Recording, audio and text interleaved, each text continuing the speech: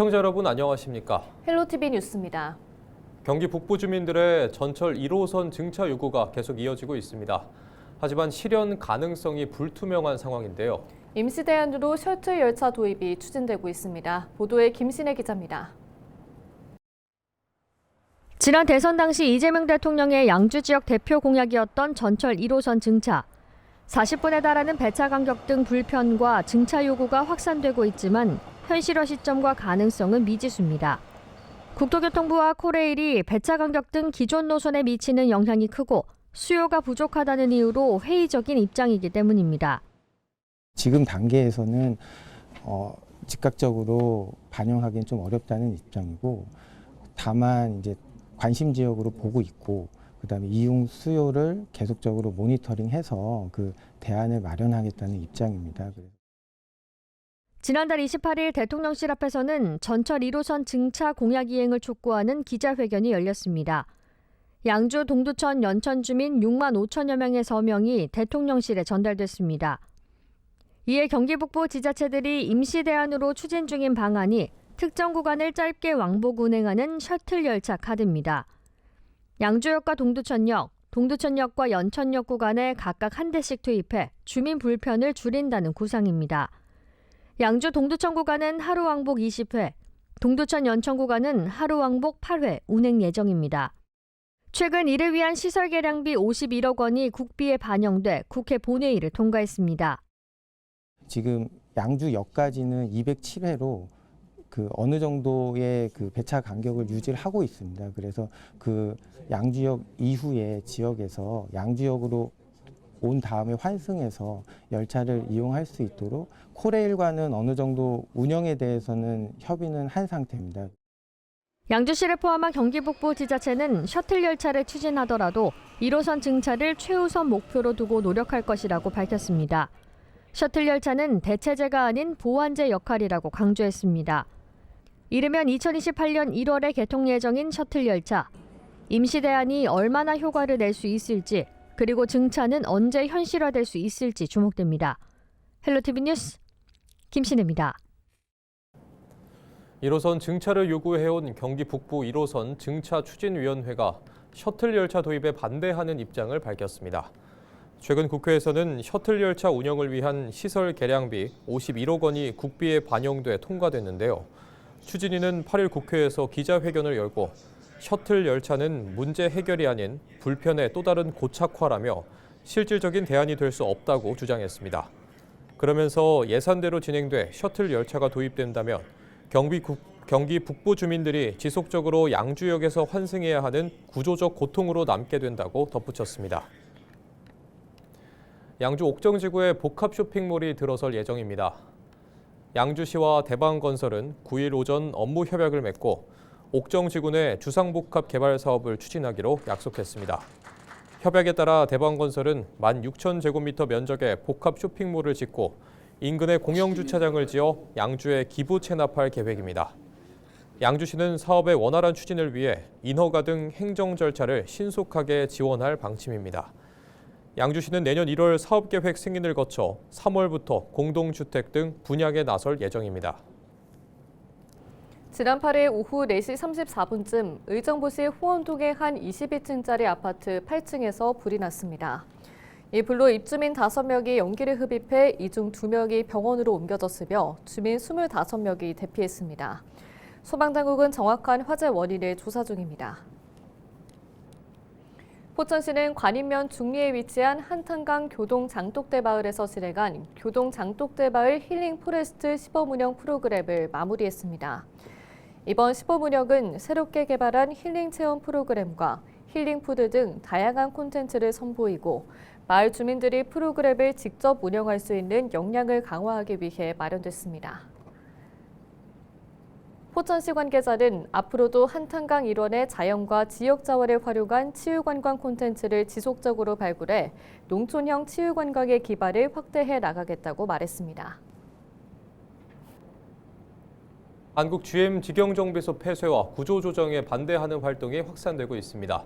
이번엔 인천 지역 시민사회가 함께 나섰는데요. 인천 시민사회단체들은 공급망 노동자들의 생존권과 인천 자동차 산업의 지속 가능성을 우려하고 있습니다.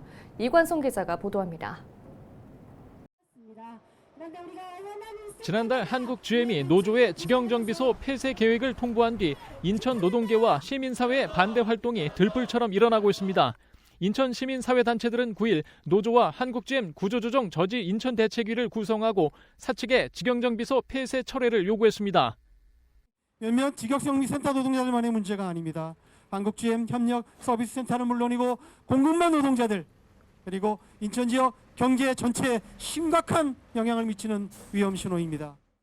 대책위와 노조는 2018년 공적 자금을 투입한 산업은행과 한국 GM 간 기본 협약 기간이 2028년 5월 끝난다며 대책이 시급하다는 점을 강조하고 있습니다. 이 협약이 끝나는 순간 한국 GM은 지난 2018년처럼 철수 협박, 정부 지원 요구, 일방 폐쇄 수순을 다시 반복할 가능성이 매우 높습니다. 인천 대책위는 인천 자동차 산업이 더 이상 지속되기 어려운 위기에 처한 것으로 보고 있습니다. 쉽지는 않겠지만 거대 글로벌 자본의 구조조정을 막고 공급망 노동자들의 생존권을 지켜낼 협상과 함께 인천에서의 지속가능한 자동차 산업의 전략을 만들어내야 합니다. 한국 GM은 적자 구조 개선과 효율화일 뿐 철수 계획 없이 협력센터를 통해 정비 서비스를 유지한다는 입장입니다. 직영정비소 직원들은 직무 전환과 인력 재배치로 고용을 이어간다는 계획입니다.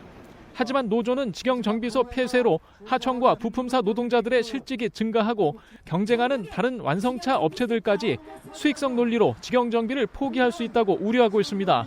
실제로 지난달 한국 GM이 직영정비소 폐쇄 계획을 통보한 뒤 GM 세종물류센터 하청사가 폐업을 결정해 직원 120여 명이 일자리를 잃었습니다. 인천 대책위는 지난 2001년 대우자동차 GM 매각 때 정리해고를 막기 위해 지역사회가 함께 나섰던 것처럼 한국 GM의 구조조정을 저지하겠다는 입장입니다. 헬로티비 뉴스 이관성입니다. 경기도의회 더불어민주당이 의회 파행 사태와 관련해 양호식 운영위원장의 사퇴를 강하게 요구했습니다. 민주당 장한별 총괄 수석 부대표와 전자영 수석 대변인, 유경현 대변인은 지난 8일 기자회견을 열고 양 위원장이 더 이상 책임을 회피하지 말고 즉각 물러나야 한다며 의회 신뢰를 회복하기 위한 최소한의 조치라고 밝혔습니다. 이들은 김동연 경기도지사의 공식 사과와 조혜진 비서실장의 사퇴를 언급하며 집행부가 책임을 인정한 만큼 사태의 원인을 제공한 운영위원장도 책임 있는 행동을 보여야 한다고 지적했습니다. 민주당은 이번 사태를 계기로 도의회 신뢰 회복에 최선을 다하겠다고 강조했습니다. 인천시가 오는 11일과 12일 예고된 전국철도 노동조합과 서울교통공사 파업에 대비해 비상수송대책 상황실을 가동합니다. 이번 파업으로 코레일이 운영하는 경인선과 수인선, 서울교통공사 7호선 구간의 열차 운행 차질이 예상되고 있는데요. 이에 따라 시는 우선 파업 전날인 10일부터 교통국 내에 24시간 운영되는 비상수송대책 상황실을 설치해 운영하기로 했습니다. 또 교통불편을 줄이기 위해 경인선과 수인선을 경유하는 광역버스와 시내버스 출퇴근 시간대에 추가 배차할 계획입니다. 특히 파업 장기화 또는 철도 혼잡이 클 경우 주안과 동암, 부평 등 주요 역을 중심으로 최대 165대의 시내버스 예비 차량을 탄력적으로 투입할 방침입니다. 인천 지하철 1, 2호선은 파업과 무관하게 평시와 동일하게 전노선 정상 운행합니다. 코레일 및 서울 지하철 7호선과의 환승 불편을 최소화하기 위해 막차 시간을 탄력적으로 조정하고 필요시 예비 열차 투입도 검토할 예정입니다. 이외에도 파업 장기화를 대비해 법인, 개인 택시 조합과 협력해 심야 시간대 연장 운행도 요청한 상태입니다. 경인전철 동인천역 주변 개발을 위해 송현 자유시장이 60년 만에 철거됩니다. 인천시는 동인천역 북광장에서 송현 자유시장 철거를 시작했다고 밝혔습니다. 송현 자유시장은 1965년 12월 30일 개장돼 일명 양키시장으로 불리며 운영돼 왔습니다.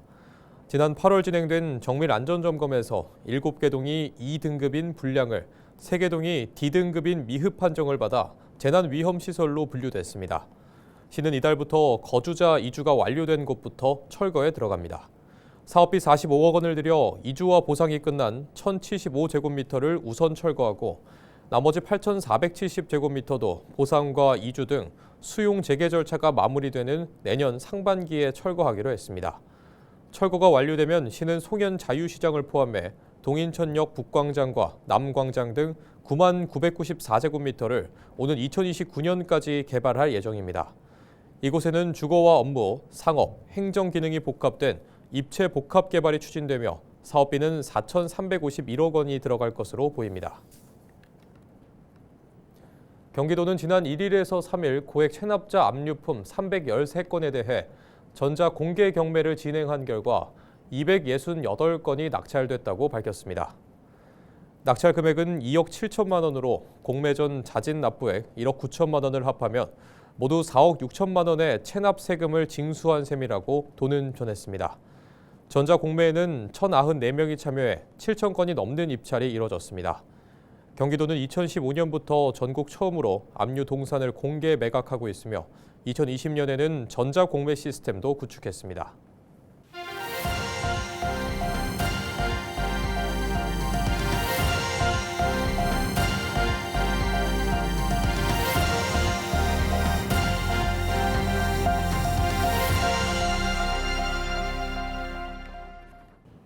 서울시 교육청이 학령 인구 감소로 늘어나는 소규모 학교를 안정적으로 운영하기 위해 서울형 작은 학교를 확대합니다.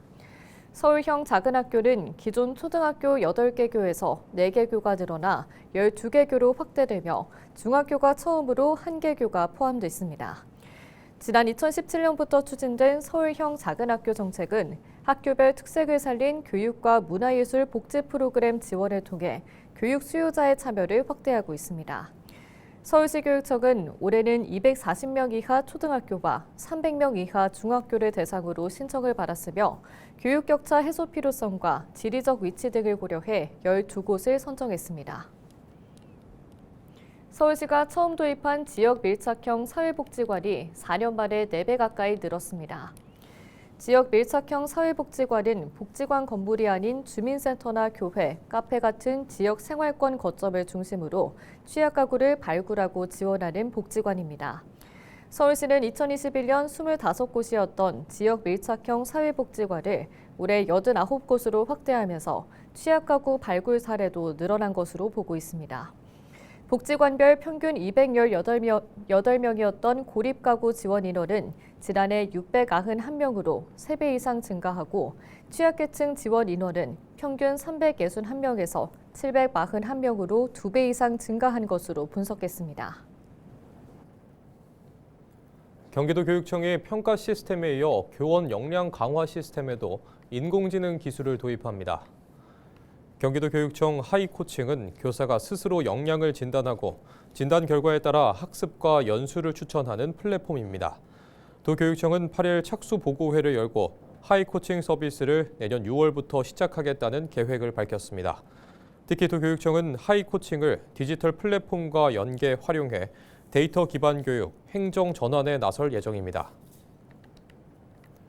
최근 고병원성 조류 인플루엔자가 발생이 계속되고 있는 가운데 경기도가 가금류 배합 사료 제조업체 14개를 대상으로 긴급 소독관리 점검을 실시한 결과 모두 이상이 없는 것으로 나타났습니다. 긴급 점검은 지난 2일 평택, 안산, 양주 지역에서 진행됐습니다. 점검 사항으로는 사료 운송 차량 소독 이행 여부와 차량 내부, 하부 소독 상태 등 조류 인플루엔자 전파와 직결되는 핵심 요소를 중심으로 진행됐습니다. 경기도는 가금류 배합 사료 생산 단계에서부터 방역 체계가 원활하게 운영되고 있는 만큼 지속적인 현장 점검과 소독 이행 여부 모니터링을 통해 현재 관리 수준을 유지 강화할 계획입니다. 인천의 한 재래시장에서 불이 나 3시간여 만에 진화됐습니다. 9일 새벽 3시 30분쯤 인천시 미추홀구 주안동에 있는 신기시장에서 화재가 발생했습니다. 소방당국은 화재 발생 30분 만인 새벽 4시쯤 대응 1단계를 발령했고 오전 6시 22분쯤 불을 완전히 껐습니다. 이 불로 인명피해는 없지만 점포 6곳 총 800여 제곱미터가 불에 탔습니다. 소방당국은 정확한 화재 원인과 피해 규모를 조사하고 있습니다. 뉴스를 마칩니다. 고맙습니다.